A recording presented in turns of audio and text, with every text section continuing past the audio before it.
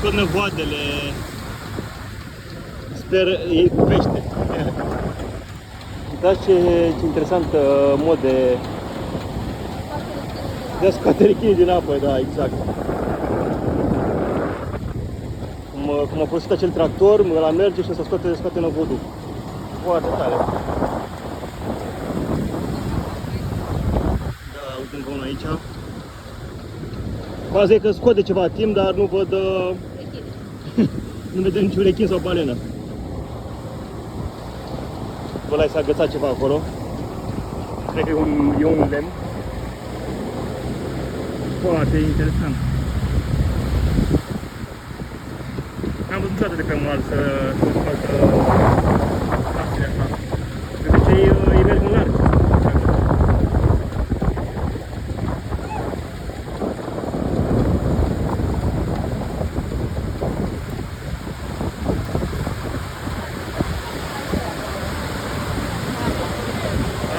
Dar uite, e scos în același timp, măi. Da, măi, scot în același timp. Treacă asta. De asta două. Da, foarte interesant. Trag în același timp. Ăsta a fost foarte mult în larg. Tipul ăla cu barca, cred că a adus acolo. Nu știu, cu barca, cred că ăsta a adus cât mai în larg cu casele astea. Și acum trag. Deci trebuie să vină moment. Da, cred că au acolo chestii. Da. Hai că revenim cu momentul final, nu? Da. Ca să nu... Balena la mal. Momentan, da, doar asta fac. Momentan, da. Vă pupăm! Hai! Au scos captura acum. Oh my god!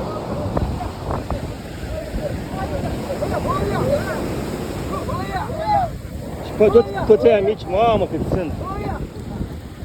Doamne, ce aici! Oh my god!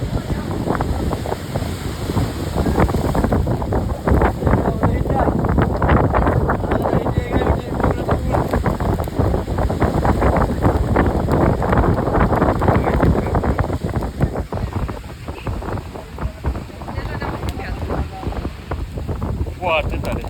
Dar au fost foarte Pentru captură mică. Da, știi care e faza? Faza e că fac totul pe mal. Nu mai au nevoie de embarcațiune în larg și chestii ale mai ușor. Da, și na. Ia uite, asupra noastră la păsările astea. Ia uite, fac cum stau. Mamă.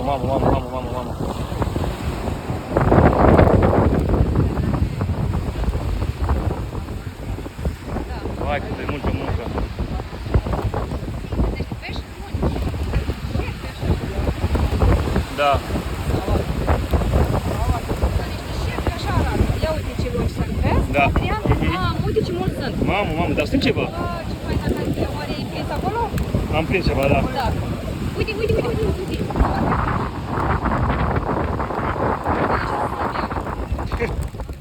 Ca niște... Foarte interesant. Da. Da.